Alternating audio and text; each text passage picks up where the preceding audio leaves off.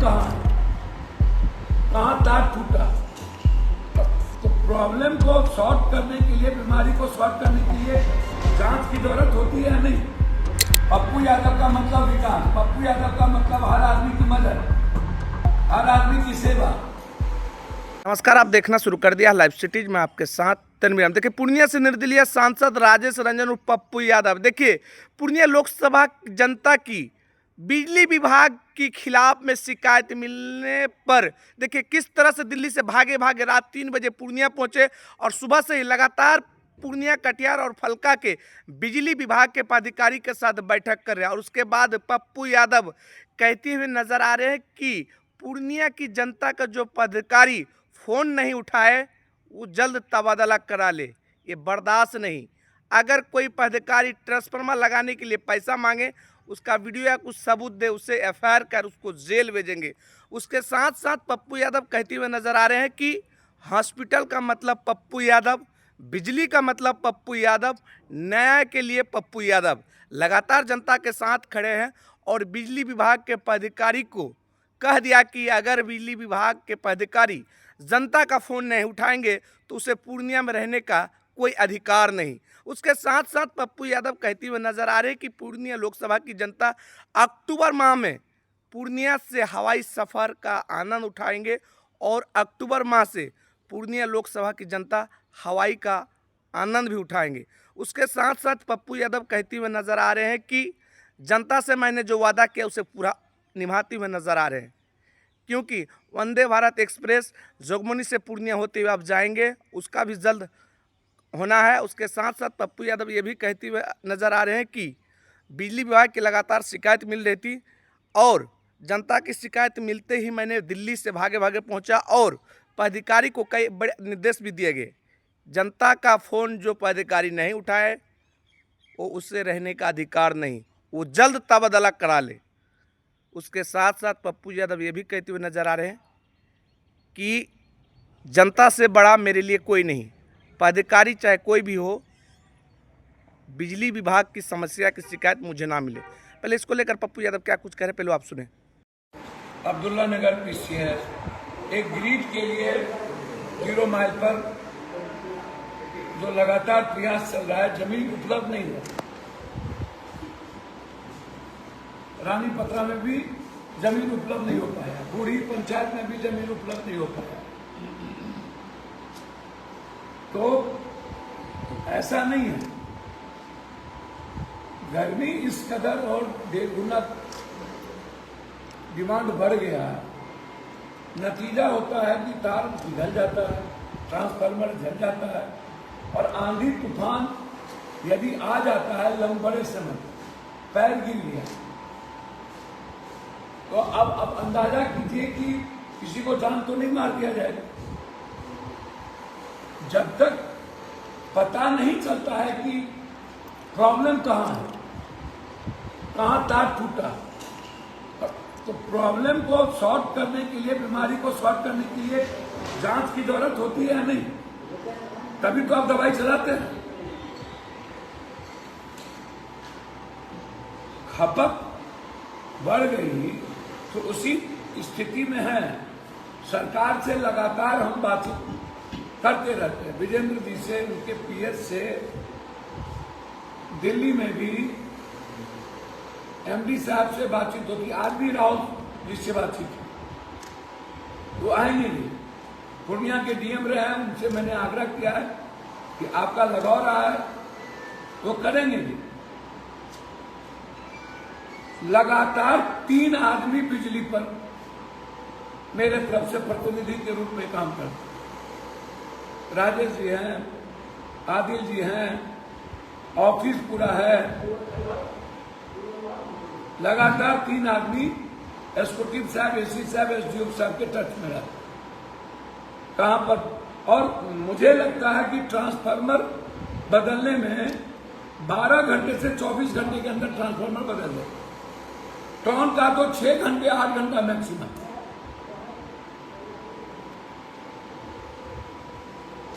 जो लोग हर चीजों में राजनीति करने लगते हैं, लिखने लगते हैं, हम उनसे आग्रह करेंगे जब ठंडा महीना रहता है तो 1 घंटे भी बिजली गायब नहीं रहती, 2 घंटे भी गायब नहीं रहती। तब तो आप नहीं कहते हैं बिजली है। गर्मी में डिमांड बढ़ने के कारण और तूफान के कारण यदि थोड़े देर या 12 घंटा प्रॉब्लम हो जाता है तो आप 2 मिनट में गाली देना शुरू कर देते। भैया आप देखिएगा ना कि जिम्मेदारी के साथ हम आपके लिए खड़े हैं कि नहीं। खपत को भी तो देखिएगा कि इसीलिए अभी हम लोग रात में 3 बजे आए और सुबह हम लोग बैठ करके पूर्णिया, कटिहार, हल्का सब पर विस्तृत चर्चा हो। और मैं अप्रिशिएट करता हूं अपने एसी और एसओटी और अपने जूनियर इंजीनियर एसडीओ साहब लोग, जो लोग फोन नहीं उठाते उनसे भी इस हिसाब से बातचीत कर रहा है। जलालगढ़ के जूनियर इंजीनियर हैं, कस्बा के हैं, कस्बा कहते हैं, श्रीनगर के हैं, एक एसडीओ जो लोकल है वो यहाँ पर आम आदमी के साथ उनका इंटरेक्शन कम है। ये बात मैंने एसडी साहब और एसकोटी साहब से कही कि जो लोग पूर्णिया के पब्लिक का फोन ना उठा वो यहाँ रहने के लायक नहीं, वो अपना ट्रांसफर कराए। मैं बहुत क्लियर हूं इस मामले में। जो पदाधिकारी पूर्णिया के पब्लिक को भगवान नहीं समझेंगे उनका यहां कोई जगह नहीं है, कोई भी पदाधिकारी। और ट्रांसफार्मर में 1 रुपया यदि कोई डिमांड करता है दलाल ऑफिस के नाम पर तो उसकी सूचना मेरे एसपी व एसी साहब को तुरंत दी, एफआईआर लॉन्च होगा और वो जेल जाएगा।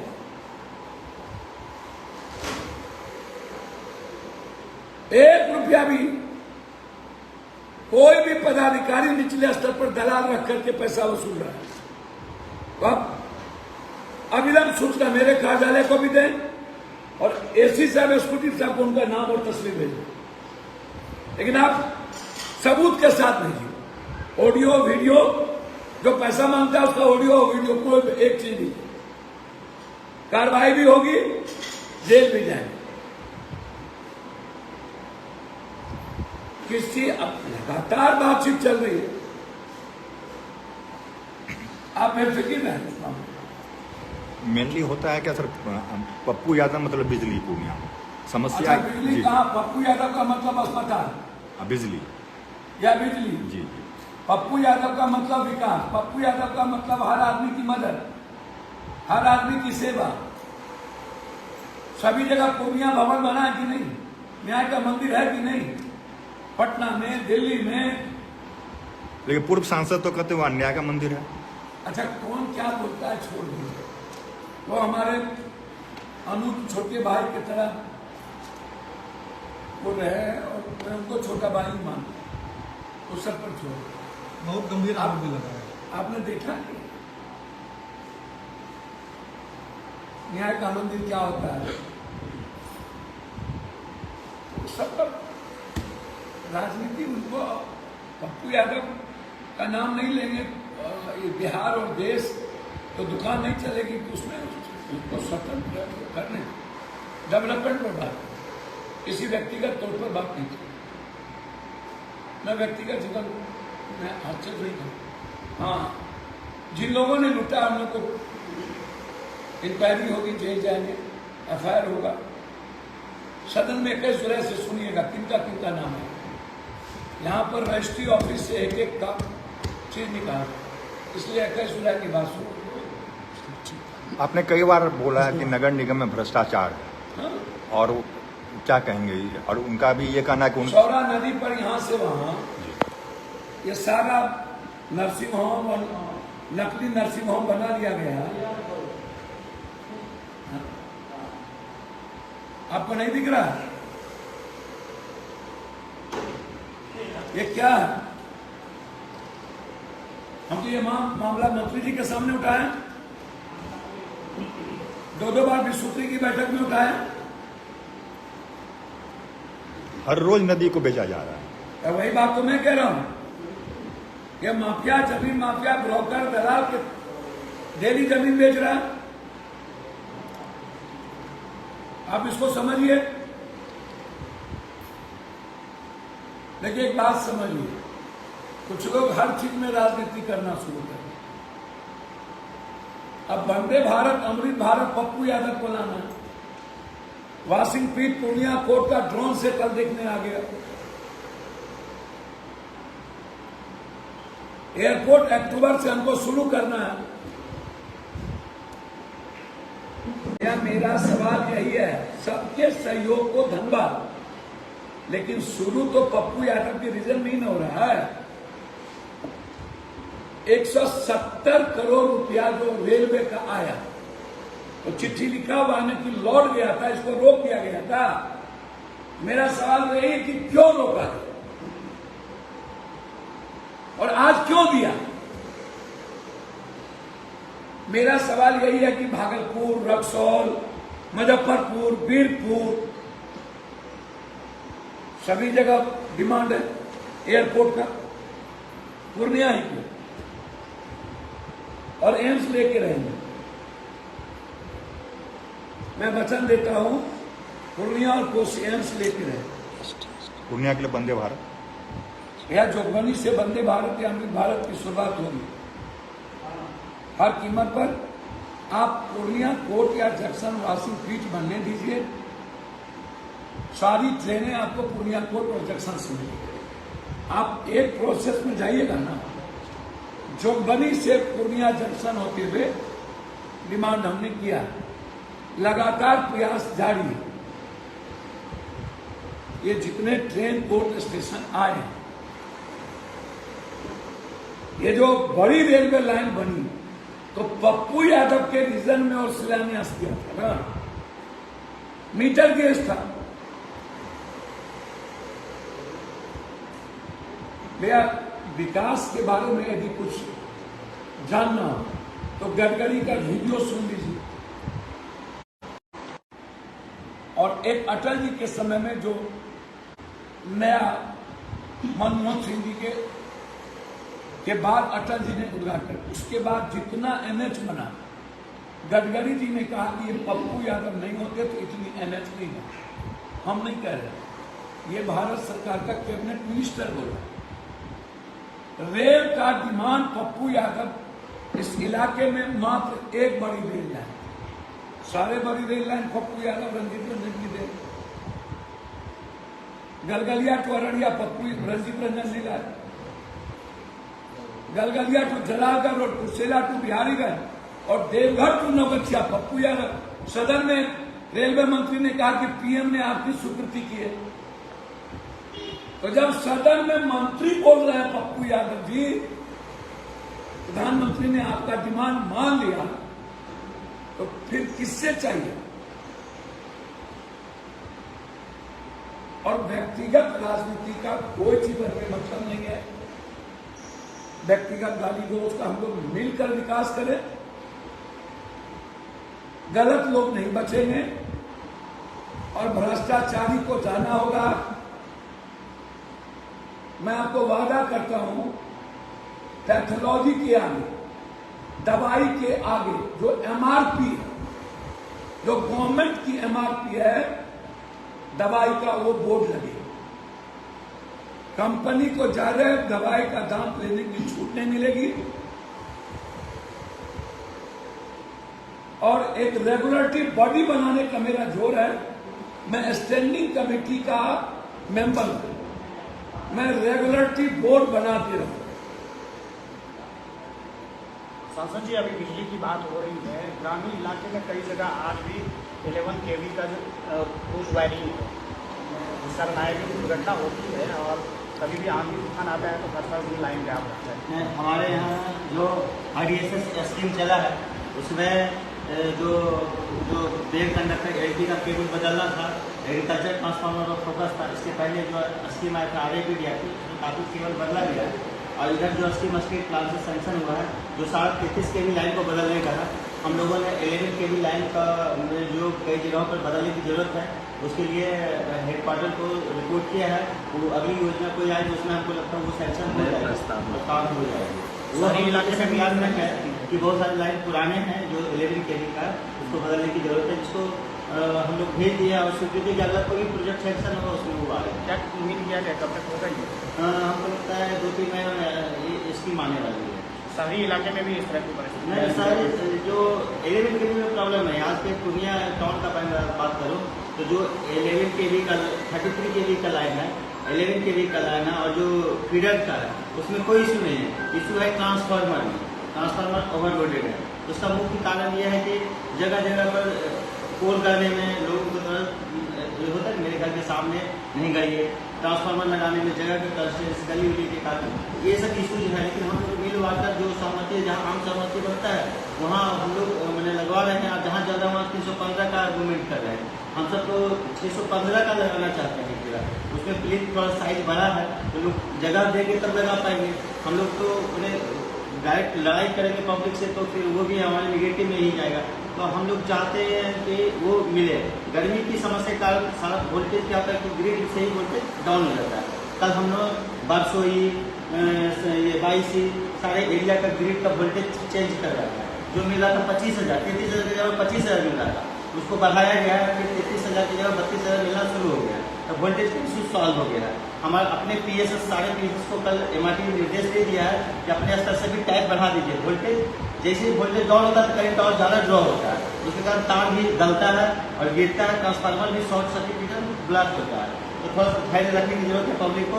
हम उसके लिए तत्पर है। मेरे पास जो भी संसाधन है, अगर हम पूरा सब तार बदल दें तो मेरा सारा सिस्टम सॉल्व हो जाएगा। लेकिन मेरे पास जो इंफ्रा अवेलेबल कंपनी के पास जो संसाधन रहेगा, आपका जैसा होता है गर्मी एकाएक बहुत सारा रिक्वायरमेंट बढ़ जाता है। पोल तूफान आया था, उसमें 500 पोल मेरा उड़ गया, 25 ट्रांसफार्मर उड़ गया और लाइन ध्वस्त हो गए। तो उसमें रेस्टोरेशन में मैंने 24 घंटा के मैंने बंद रह गया टाउन का शहर। वो जो क्या देख रहे हैं कला भवन के पास DP गिर गया, 5-7 पोल तक गिर गया, तो उसको खड़ा करने में टाइम लिया। इसके लिए हम पूरा मुस्तैदी से खुद मैं खड़ा था अपने टीम के साथ। रात में भी कल कोरटवाड़ी में केबल जल गया, 3 बजे रात तक मेरा आदमी काम किया है। तो वो फ्यूज बनाता है। हम कॉल उठाने का मैक्सिमम कोशिश करते हैं। एक दिन में 2000 कॉल इमेजिन नहीं कर सकते। उसमें से 600-700 कॉल कम से कम मैं अटेंड किया। एक कॉल उठाता हूँ, 4 कॉल मिस्ड कॉल हो जाता है।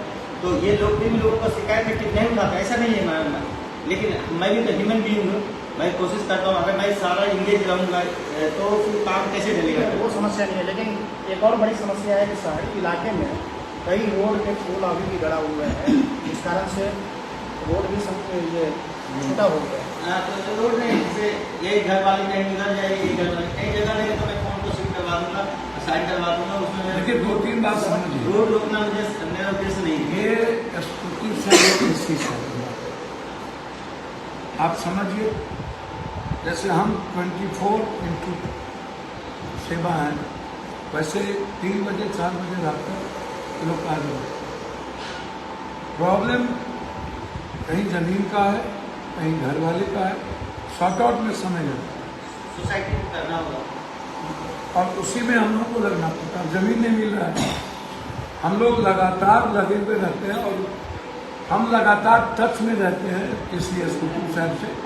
मेरा ऑफिस 24 घंटा इसी एसक्यूटिव साहब से। मैं फिर कह रहा हूँ, एक भी ट्रांसफार्मर में कोई पैसा मांग रहा है उस पर FIR होगी। कोई भी पदाधिकारी यदि पब्लिक को के साथ बदतमीजी कर रहा है, मैं उनसे आग्रह करूंगा पूर्णिया छोड़ के कहीं चले जाए। ब्लैकमेल करने का और ये पैसा लेन देन का सब शिकायत मिला था इमरजेंसी, मैंने हटा दिया, 3-4 को हटा दिया। जहां भी शिकायत मिलती है, जहां भी शिकायत मिलती है, आप देखिए जेई भी ह्यूमन बीइंग काम करता है, वो रोड धूप में भी रहता है, एसी में तो रहता नहीं। आप फोन भी अटेंड कर लो, आप प्रॉब्लम होती है। जो पदाधिकारी रियल में गलत है, मैंने MD साहब से बातचीत की है, मंत्री साहब से भी बातचीत हमारी होती रहती है, वो नहीं रहेंगे मैं आपको वादा करता हूं। बिजली गर्मी महीने में ही प्रॉब्लम में होती है, मैं उन्हें वादा किया कि उसको सॉर्ट आउट। गर्मी के कारण ही तार आपको 3 से 4 महीने के अंदर जितने पुराने तार हैं ट्रॉन में और नीचे झुके हुए हैं वो आपको नहीं मिले। क्या एक दो पॉलिटिकल सवाल ले लें। आज महागठबंधन का बैठक है पटना में, क्या लगता है उसमें क्या सीएम उम्मीदवार के लिए कुछ बात बनेगी क्या? अभी ब्याह हुआ नहीं, जी जी। सिंदूर पड़ा नहीं, अब बच्चे का उम्मीद करिएगा। अभी बिहार आप क्या मांग करते बिहार हैं? का अपराध की स्थिति नहीं देती, हालात अच्छे नहीं है। उसमें सरकारी को गाली क्या देती है? नीतीश कुमार जी क्या पदाधिकारी हो जाए? अब मत कर। समाज, सोसाइटी अपराधी माफिया को प्रोटेक्ट करती, अगरबत्ती दिखाती। हमेशा राजनीति करना संभव नहीं है। अपराधियों का और माफियाओं का जगह पॉलिटिकल पार्टी क्यों तय करती? क्यों सभी पॉलिटिकल पार्टी के मंच पर अपराधी होते? क्यों सभी पॉलिटिकल पार्टी को अपराधी चलाते? जमीन माफिया, सौरा नदी कौन कब्जा कर रहा है? कौन बेच रहा है? दलाली कौन कर रहा है? अब ये सभी गठबंधन का अपना अपना सपना, सभी में मुख्यमंत्री के उम्मीदवार हैं। जैसे लोजपा में भी हैं, मांझी जी भी हैं, सब लोग मुख्यमंत्री का उम्मीदवार है। यहाँ भी कांग्रेस में मुख्यमंत्री हमारे अच्छे अच्छे हैं। क्या पप्पू यादव मुख्यमंत्री के उम्मीदवार हैं? अच्छा, हमको समझिए, ये जनता न तय करेगा। अपने मियाँ मिट्टू हो जाए। पप्पू यादव 84 से सड़क पर है ना, जी कि नहीं है? जनता का बेटा है, तो हम बेटा है, सेवक है, एक अच्छा इंसान है, ये बहुत है मेरे लिए। अभी जलालगढ़ में वो वक्त है। अब जलालगढ़ में मैं तो कह रहा हूं कि कानून का डर नहीं रह गया, इकबाल खत्म हो गया है। बलात्कार बच्ची के साथ हुआ धमदार में, लगातार घटना घट रही है। कानून नाम की चीज खत्म हो, आप इसको समझ। इसके पीछे समाज का, जाति का जहर भी दोषी है, और इसके पीछे पदाधिकारी जमीन, बालू, शराब और ड्रग्स की वसूली, गाड़ी की वसूली के कारण भी एक्सीडेंट बढ़ा है। जब पदाधिकारी थाना वसूलते रहे, लगभग थाना बिहार के वसूली में लगे। भ्रष्टाचार सीमा पर है, और भ्रष्टाचार में सबसे ज्यादा ब्लॉक और थाना 100 में 100। क्या आप मानते हैं कि पदाधिकारी लोग ही नीतीश कुमार को बदनाम कर रहे हैं? भैया इसमें कोई बहस नहीं, बिल्कुल।